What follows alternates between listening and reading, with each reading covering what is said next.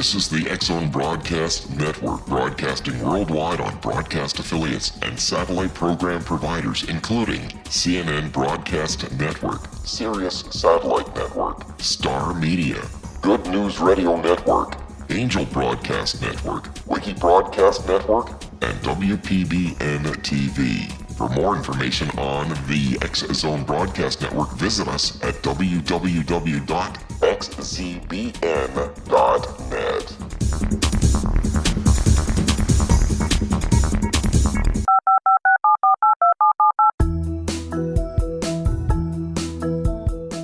Did you know that when you're on the road with limited data or Wi-Fi, you can still listen to the X-Zone Radio Show with Rob McConnell, The Science of Magic with Gwilda Wiyaka, X-1, Dimension X, Space Patrol, and every minute of the X-Zone Broadcast Network by calling 213-401-0080, courtesy of Audio Now. No smartphone, app, or internet needed.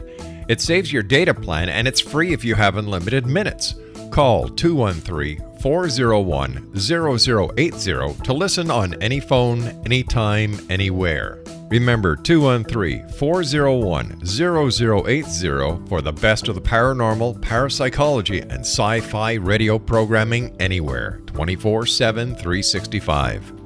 Welcome back to the X-Zone, everyone. My name is Rob McConnell, coming to you live and around the world on the Talkstar Radio Network, X-Zone TV, and on shortwave.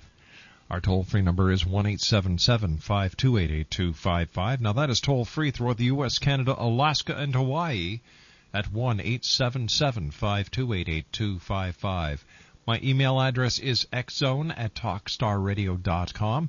On MSN Messenger, you can chat with me here in our studio by using the MSN address, talkstarradio@hotmail.com. And our websites, www.xzoneradio.com, which is our main site.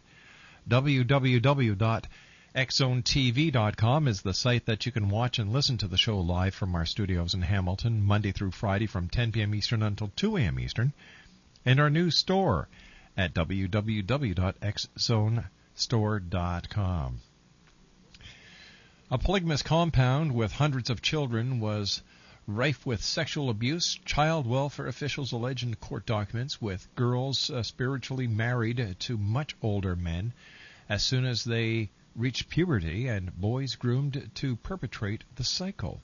The documents released earlier today also gave details about the hushed phone calls that triggered the raid by a 16-year-old girl at the West Texas ranch who said her 50-year-old husband beat her and raped her.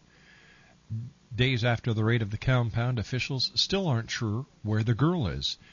Officials have completed removing 416 children from the ranch and have won custody of all of them.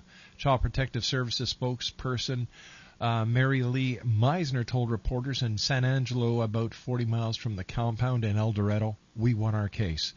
Court documents said a number of teen girls at the 1,700-acre compound were pregnant, and that all the children were removed on the grounds that they were in danger of emotional, physical, and or sexual abuse.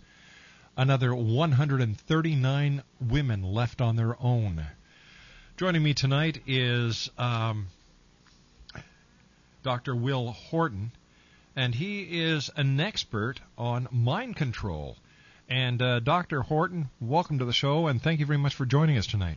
Thank you for having me. Glad to be here.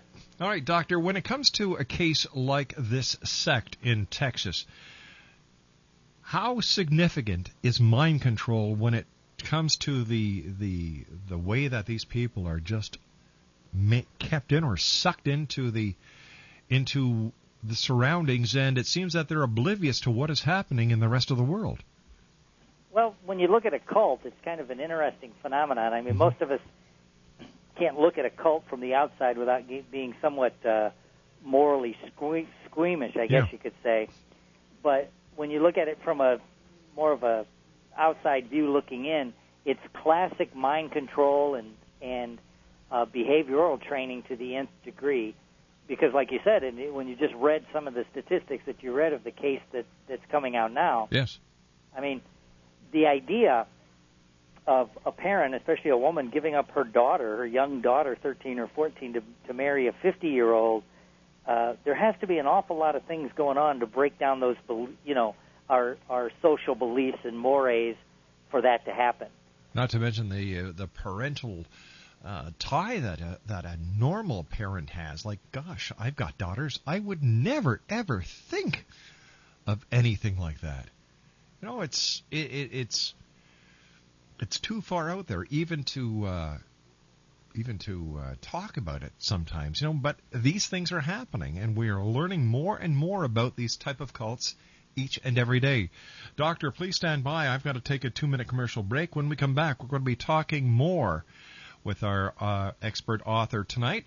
His name is Dr. Wil Horton, and we're talking about mind control here on the X-Zone. If you'd like to give us a call, voice your opinion, 1-877-528-8255. That's toll-free throughout the U.S., Canada, Alaska, and Hawaii. Dr. Horton and I will be back on the other side of this 2-minute break as we continue live and around the world from our...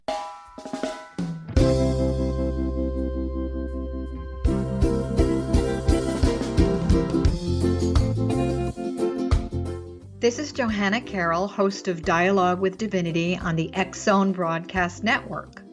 While walking along Kaanapali Beach in Maui this past year, I kept discovering all these shells and coral in the shape of hearts. My dialogue with Divinity was very simple. Do you want me to do a retreat to heal people's hearts in Maui next year? And of course, the answer was yes. As a master spiritual teacher, I am offering you a neat retreat called Rise, May 8th through the 12th, 2017, and the chance of a lifetime to rest at a 5-star resort for 5 days and experience a spiritual renewal of your heart and soul. Kaanapali is one of the top 5 beaches in the world. This stunning resort has undergone a $40 million renovation. I walked the entire property, checked out the room choices on your behalf, and I must say it is stunning. Our conference room faces the ocean with sliding glass doors. Maui is known as Mother Maui because it is a soft, gentle, healing energy. In the embrace of Mother Maui, you will feel yourself rising from the limitations of an ordinary life to an extraordinary journey of peace, bliss, and harmony. A greater sense of clarity. Our Rise retreat ignites renewal in the sacred elements of air, water, earth, fire, and wind. There's plenty of free time to enjoy all that Maui has to offer. A small deposit is required now to reserve your space, as this retreat, it will sell out. For more details, please go to johannacarroll.com and register today. Aloha, and I'll see you in mystical Maui.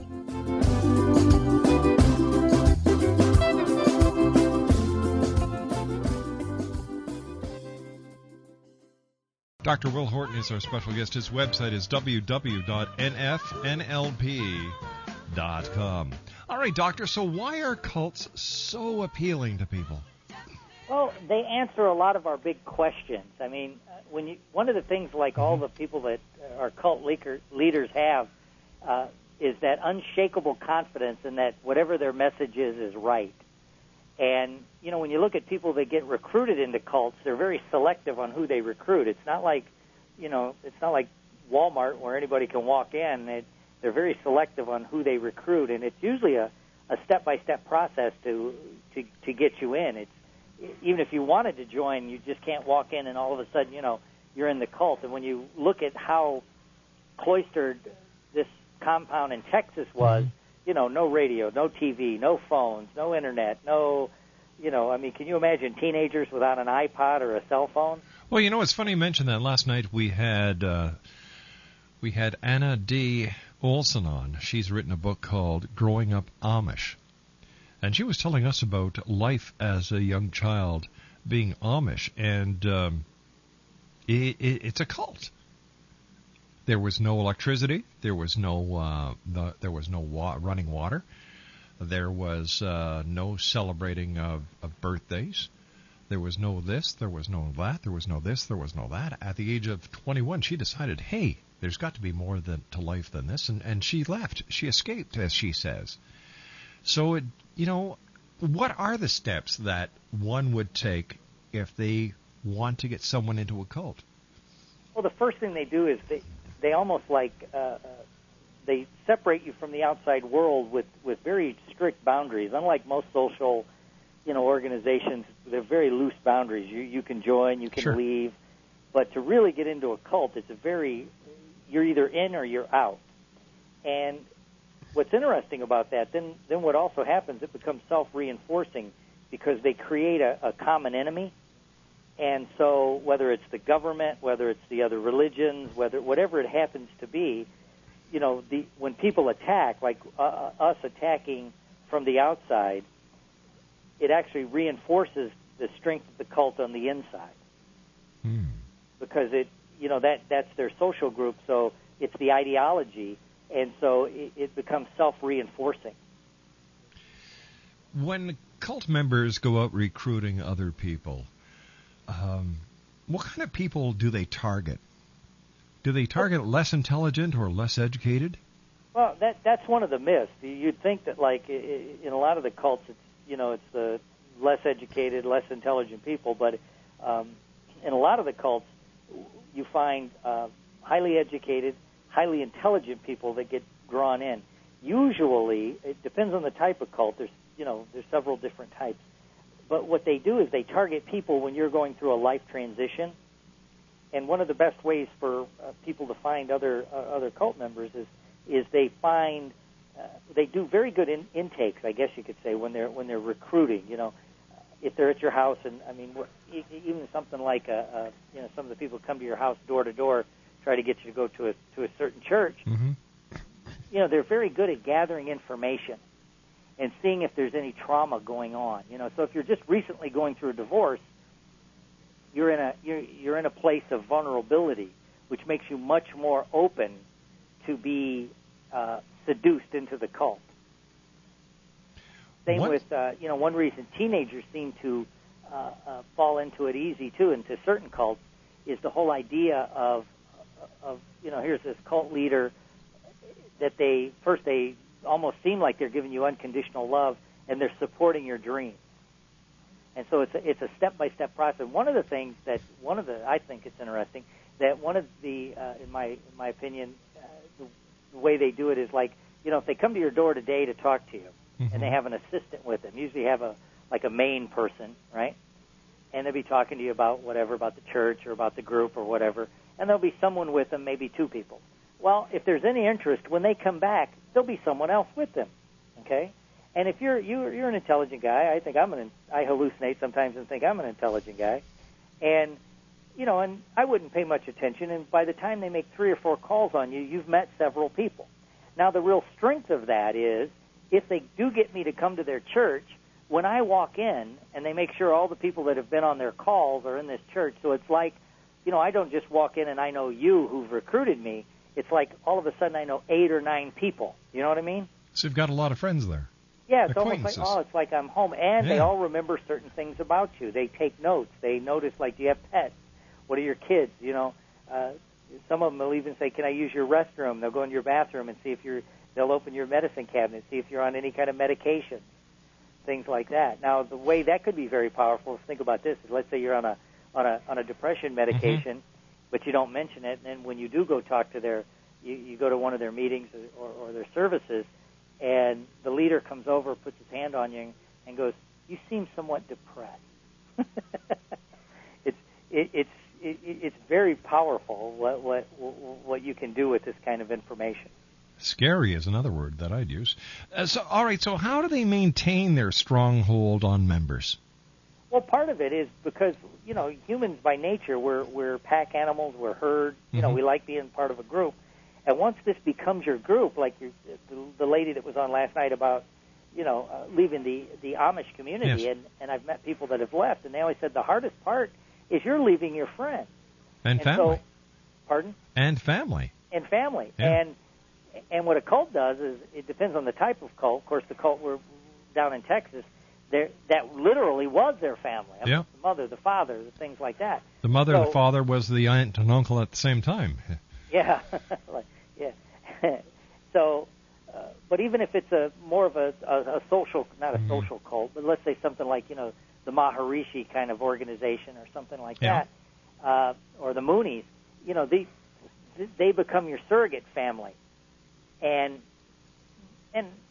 to leave that takes a lot of courage, because you're leaving your friends, your social network, everything you know. A lot of times, you know, your work is connected with the organization. Yeah. And the other thing that cults are very good at doing, depending on the type of cult, is they keep you very, very busy. So you don't have a lot of time to think. So this is a very well-planned recruitment drive that they have in place. Yeah, I think what we've seen, you know, when you break it down, you know, the first thing they do, they have their boundaries. They build a firewall. You know, there's a boundary between us inside. There's us and there's everybody else, right? And so that's the first tactic. They said they define who we are, and sometimes they define, you know, what we're not. And so there's usually a big enemy, you know, like the cult in Texas. Of course, it was or the splinter group, whatever you want. It is a cult in Texas. They, you know, it was even their own church, because they had the true church. Ah, the true church. The true church. I mean, how many? You know, it's our way. You know, and so, you know, and they control the information flow very good. It's usually very vertical. It comes from the top down. There's no bottom up communication, and they're usually very good at controlling. Like, new cult members don't get to hang out with new cult members. Well, they don't want people comparing notes. Right. Now, and of course, the one in Texas is a little different, because, you know, they're literally brought up in the organization. So you know, they control the information. They keep the spotlight on. It's almost like it becomes a parallel universe. I mean, look at like even something like what you said about the Amish. You know, they're in the society, but they're not. That's right. You know, they'll be going down the street in a buggy. I mean, there's a pretty big, you know, Amish community here where I live in Florida, and it's kind of interesting. You know, you'll see them there. They dress different. They, you know, they act a little different, and they're in the community, but they're not. So, you know, and usually too, they recruit, they initiate, they don't instruct. There's usually strong initiations when these things are going on. What are some of the most popular cults? Well, it depends on who you're talking to, I guess. In your opinion? In my opinion? Yes, sir. I would say, you know, you have, of course, the Moonies are still big. Yeah. There's a lot of debate whether something like Scientology is a cult. Yeah, I've heard that debate. I would say it's interesting, because they seem to follow all the structure of it. You know, they keep the information very tight, and then of course there's more of the cults growing. I would even say inner city gangs here in the U.S. and somewhat in parts of Canada are cults. All right, so if cults are so, if cults are so well structured, how is it that we see rich and famous people getting involved? Now, you think the rich and the famous would have a little bit more on the ball, and yet over the years we've seen, for example, Tom Cruise with Scientology. Right. Why do they get involved? Well, I think they answer an internal need. A lot of times, one of the things I think is fascinating about Scientology is they're targeting very successful rich people across the board, not just, you know, in Hollywood, they go after doctors, lawyers, things like that, which in one way, you know, if you want to build a church, would you rather have rich members or poor members? I see. I'd rather have the rich ones. I'm sure you would. But, I mean, I always thought this about, it's been my opinion and in my experience, especially like in Hollywood, when people get a break and they become outrageously rich and famous, a lot of times there's a lot of almost like what the military experiences in survivor guilt, because I've heard, you know, stars being interviewed when they wake up in the morning, you know, I mean, Paul Newman said it best. He wasn't a member of a cult. He goes, he was always waiting for him to come in and tell him that it was all over. He was going back to Cleveland and paint houses. You know, it's almost like they feel like they're a fraud. And so here comes an organization that validates that they're special, but not just because they're good looking or that they're a pretty good actor or singer. They're validating them in other ways, that they've been chosen specially to go out and do these other missions. And so it fulfills a need within that, that you and I would think, well, wouldn't be in, the top box office draw in the world and, have that killer smile and beautiful wives have, but, it fulfills that need. And if you notice, like a Tom Cruise or Travolta, and even Doctor, you and I others, have to take our news break at the bottom of the hour. We'll be back on the other side of the news, X-Zone Nation, talking about cults, right here on the Talkstar Radio. This is the X-Zone Broadcast Network, broadcasting worldwide on broadcast affiliates and satellite program providers, including CNN Broadcast Network, Sirius Satellite Network, Star Media, Good News Radio Network, Angel Broadcast Network, Wiki Broadcast Network, and WPBN TV. For more information on the X-Zone Broadcast Network, visit us at www.xzbn.net.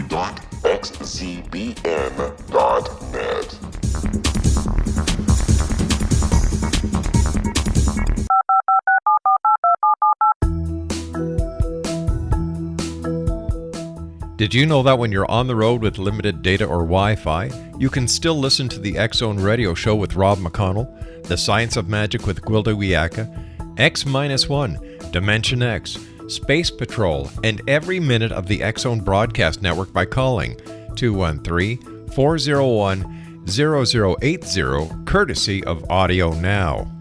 No smartphone, app, or internet needed. It saves your data plan, and it's free if you have unlimited minutes.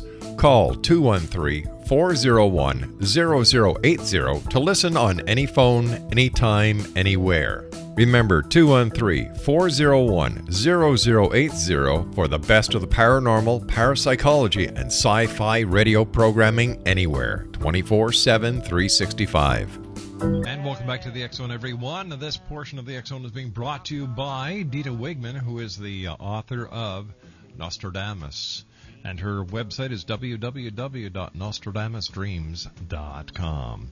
Our special guest this hour is Dr. Wil Horton. We're talking about cults. And where do we see an example of cult marketing, Doctor? Well, good point. And that song you just played as an intro was a kind of a great lead-in to what we're talking about. When people are down and out, that's the ones that are most vulnerable to this kind of stuff. But I call this whole thing cult marketing. In my opinion, you have certain products that in and of themselves almost become cults. Harley Davidson jumps out at me. Big time. There's Harley people, right? And, it becomes a lifestyle. It's not just a motorcycle. And so they use that. It's an exclusive marketing. And the other thing cults do that's brilliant, they don't go after everybody. They selectively recruit. And it seems like that's what Harley Davidson does.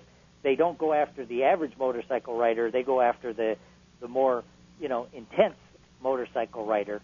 And so it becomes its own group, and it has its own language. It has its own, social structure. They encourage things.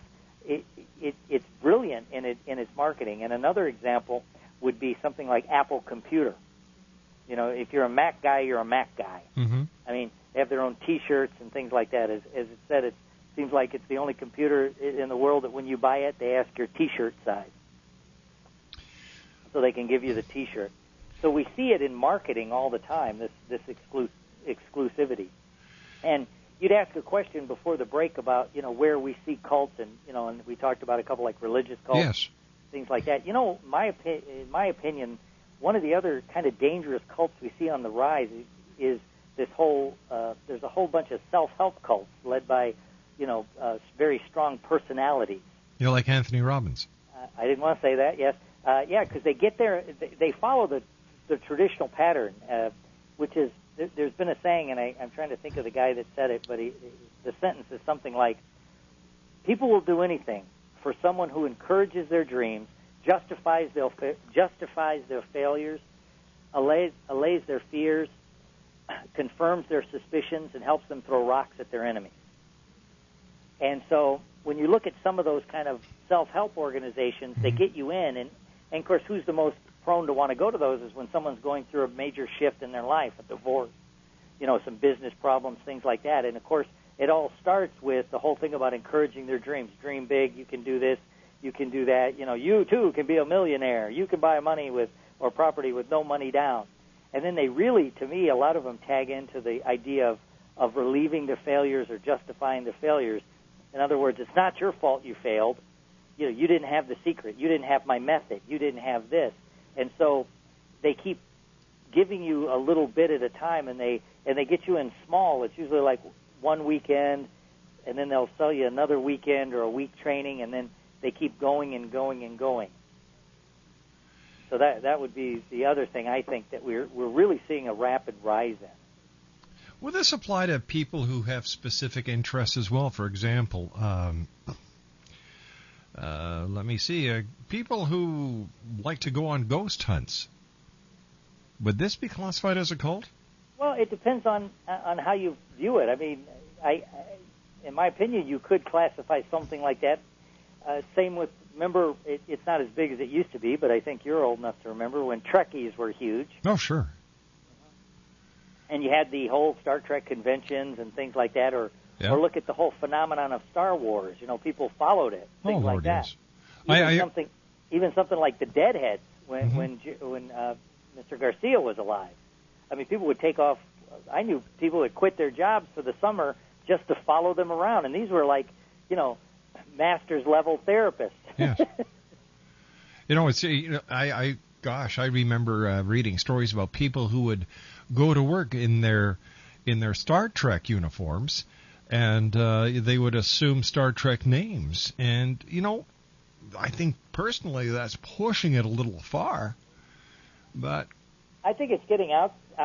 In my opinion, that's getting out there. Well, there's a whole Klingon dictionary. I mean, it's made up words. But then if you want to step back and look at, with what you're an expert in is the whole idea of made up words. Every hobby ends up getting its own vocabulary. Yes. So there's like, you're in radio. You could say some words. I'd have no idea what you're talking about. Well, sure, I everybody's... could talk about NLP or hypnosis, and other people get lost. So we all have our own vernacular, yeah. All right, so where does NeuroLinguistic programming fall into this into the cult business? Well, I think in my opinion, what we're seeing now is a lot of these people that are starting cults or trying to build the cults are studying how people actually think, and they're going back and studying other cult leaders and people, from the Jim Jones down in or Heaven's Gate. I remember that. Applewhite. Yeah, and if you remember, now there's an example. The average person in his group was college educated, if not master's level. And I always say that was fascinating about that. He not only got all these guys to kill themselves, he got them to castrate themselves. Yeah, and most guys would kill themselves first. I'm glad you said it. Yeah, of course we would. Like when you look at the Heaven's Gate, they have to be one of the biggest cult groups that drew media attention. And yet there's this other one from Switzerland. What is theirs? You know which one I'm talking about? Yeah, I can't think of the name of it either. And they also drew attention. And you would have thought that people would have been a lot more suspicious of those that they got around with. And still, many people, in my opinion, are getting recruited by these cults, whether it's a religious or even political cults. And here we are in the beginning of an election year. NLP must be being used by politicians. I think the good politicians are using it. They're in their language patterns and trying to connect with the people. I've heard a few of them say an old Bill Clinton line. Now here was a guy that could use waking hypnosis like no politician I've heard since Kennedy. Which is, he'd be given a speech, and he would pepper his speech with the following phrase: "I know that all of you, like me, want," and then make some statement that no one would argue against. I know that you, like me, want, for America to be safe, healthy, and prosperous, right? I know I know that you, Rob, like me, want your kids to be successful, right? So those are nice statements, but the way you stress the sentence is, you like me. So the hypnotic command buried in the sentence is, you like me. And it builds on that. And one of the politicians he's gaining fame right now is Mr. Obama, because he's really encouraging the dream. And his language pattern is very hypnotic. When you listen to him speak, it's very hypnotic. It's got a rhythm and a cadence. It's brilliant use of hypnotic language. Do they do this on purpose? I think they do. I don't know if they would call it this. It would be effective speech training, and to get their message across. And when you get to that level, you got to have an ego, and you have to have the drive and the desire to get what you want. And so usually what happens is, to get to that level, that drive and desire becomes so strong that you'll use whatever tools you can use. And a lot of the politicians seem to also have the idea that they're truly right in their core, and sometimes it'll even get to the point where the ends justify the means. So maybe they'll use some techniques that might be a little different.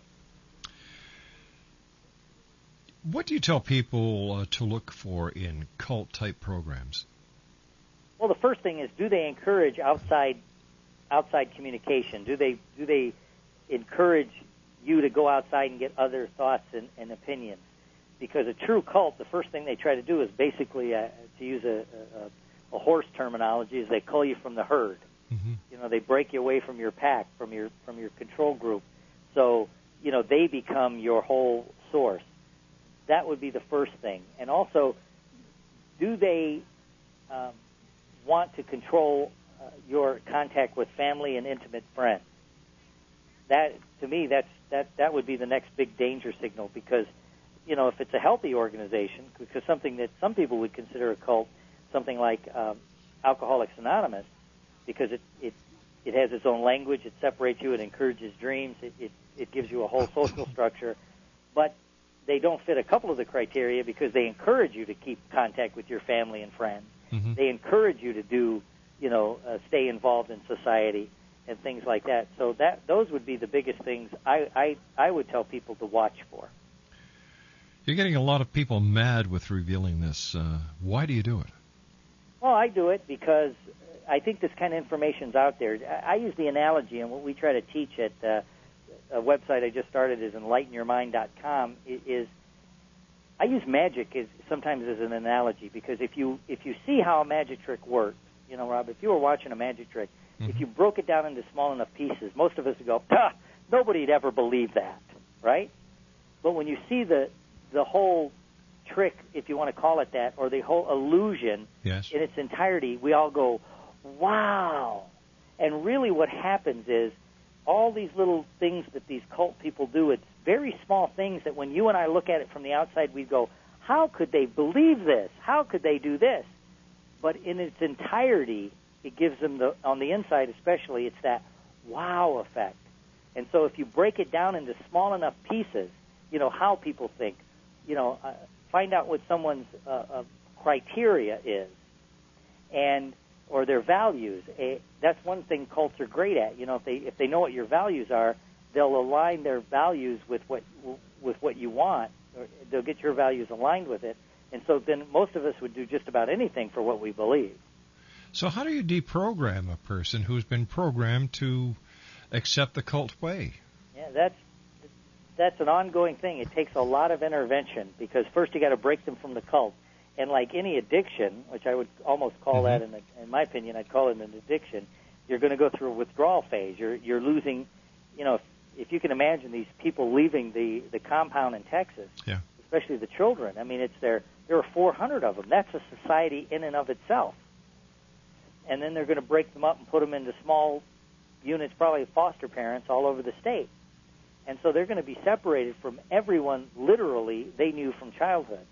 And so that'll be an interesting thing to watch, because I know that hopefully, good Lord willing, they're bringing in people that know what they're doing with the children, because that'll be one level. But adults are going to go through, if they're in a cult, usually they have to have an aha moment. And you see people do it all the time. They leave a religion, or they'll leave a self-help group kind of thing, or one of those kind of seminar kind of things where they suck all the money out of your life, things like that. It's like they have a aha where suddenly they go like that. It's usually a moment of enlightenment where they see the organization for what it really is. And then they're able to leave it. But just to pull somebody out, and this is where we've seen movies on this and a lot of TV shows, where they go in and they kidnap the person from the cult, and then it's going to be a lot more work because they didn't leave willingly. Because one of the things almost all the cults do is the initiations are willing, the people are willing participants going in. And so, that'd be like someone kidnapping you from your radio station tomorrow and saying, you can never do radio again. It's not healthy. And I'd say, okay, what am I going to do now? Does it pay more? Yeah, well, see, that's the other thing. A lot of these people, plus, like at the compounds and even in the other things, some of the churches that are almost cult-like, they keep them busy. Yep. So now you pull them out, it's like, what am I going to do? Exactly. And one of a great example, in my opinion, would be in a reverse method, is what Alcoholics Anonymous does is, when somebody decides they want help, they leave the bar and they walk into AA, and what AA gives them is something to do. They were sitting at the bar every day from, let's say they got off at work at 5, if they could hold a job, and they'd sit in the bar for 3 or 4 hours. Their big fear about giving up drinking is, what am I going to do? AA fills that need. And so we just have to fill the needs of those who are in cults once we get them out. Right, and usually it's just, get them back into families, if they still have family, and reconnect with friends and things like that. Doctor, please stand by. You and I have to take our final commercial break for this hour. Dr. Wil Horton is our very special guest, www.nfnlp.com. And the good doctor and I will return on the other side of this commercial set as the X Zone continues live and around the world from our studios in Hamilton, Ontario, Canada on the Talkstar Radio Network, X Zone TV, and on shortwave. In the next hour, I'll be talking to Philip Cook. He is the author of Abused Men, The Hidden Side of Domestic Violence. My name's Rob McConnell. This is the X Zone, and you're listening to us on the Talkstar Radio Network.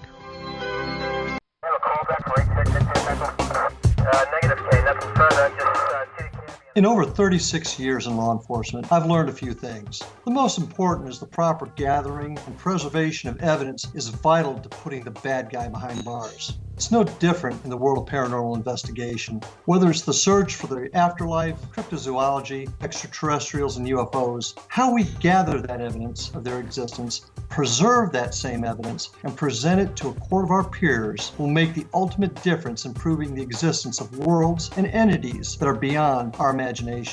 Come with me on a journey that seeks to prove with undisputable evidence what man has struggled to believe for centuries. Join me, Larry Lawson, host of the Paranormal Stakeout, coming to the X Zone Broadcast Network. Check out the broadcast schedule for Paranormal Stakeout with yours truly, Larry Lawson, at www.xzbn.net.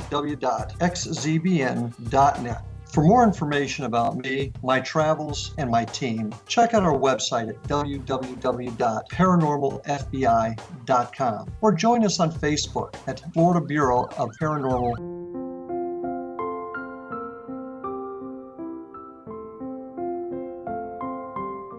I am Dr. Carl O'Helvey, founder, president of a new cancer foundation focusing on evidence-based physical, mental, and spiritual interventions, including natural cancer cures, prayer, meditation, affirmations, nutrition, and other related holistic cancer prevention and cure modalities. These are used in cancer education, research, and financing care. I ask for your help to continue this important work by donating at www.holisticcancerfoundation.com.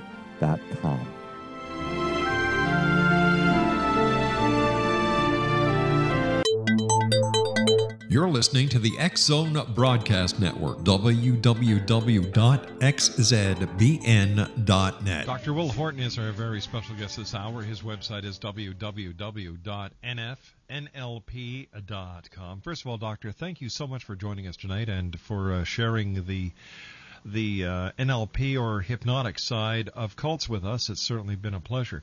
But I have to ask you this, Doctor. Here we are, like I said, presidential election is coming up.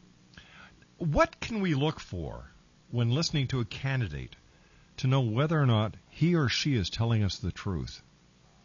Okay.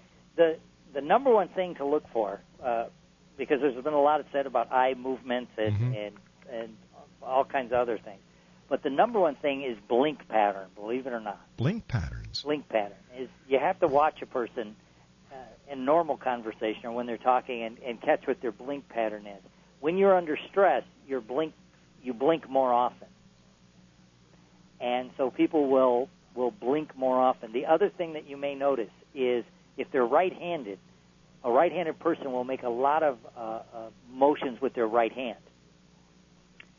And then when you're being a little bit, I don't want to say, you don't maybe say lying, but let's say being less than honest with the truth, they're more likely to use their non-dominant hand.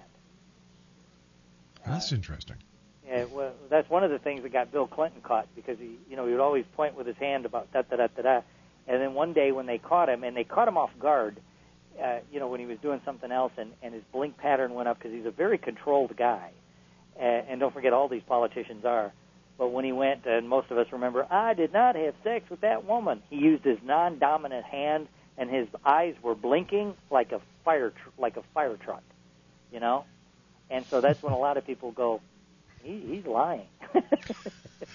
How can you stop from falling under the spell of someone who has this type of training, this type of knowledge, and here we are, we're just Joe Blows? How do we protect ourselves? The number one thing, in my opinion, and this has been over the years, is the more knowledge that you have, when you see it in the real world, it wakes you up. And that's, again, what we do at, like, what you said, nfnlp.com or enlightenyourmind.com, with some information people can get on how your brain actually works. Because like you pointed out, or you asked a question I said about marketing, we see it. I mean, here's an example. I mean, and I heard this in a commercial. It's like, do you dream of being thin and attractive? Do you want, your husband to look at you the way he used to? It's not your fault you're overweight, because you've been kept, the secret's been kept from you on how to do this. So join us. And I know you're afraid that it won't work, but call today, da-da-da-da-da. I mean, I actually heard that kind of advertisement, and they hit all the hot buttons that we were talking about. And so, and not that there's anything wrong with it, but when you see it and you understand it, it loses some of its power. As we all know, and your people would be very good at this, your listeners, if someone from 30 years in the past shot to today and saw, us talking on cell phones or using laptop computers, it would be magic. Yes, it would. But to us that's seen it incrementally, it's like, no, this is what they're doing, this is why it works, da-da-da-da-da. So what we try to do is teach people this kind of information, because, knowledge is power. Yeah. Doctor, I want to thank you very much for joining us tonight, and continued success. Thank you, and thanks to all the listeners. If they want anything, just get in touch with us. All right, and that's at www.nfnlp.com. When we come back from the news at the top of the hour, I'll be joined by Philip Cook. We're talking about his new book, Abused Men, The Hidden Side of Domestic Violence. My name is Rob McConnell, and this is the X Zone, a place where people dare to believe and dare to be heard, Monday through Friday from 10 p.m. Eastern until 2 a.m. Eastern, right here live and around the world on the Talkstar Radio Network.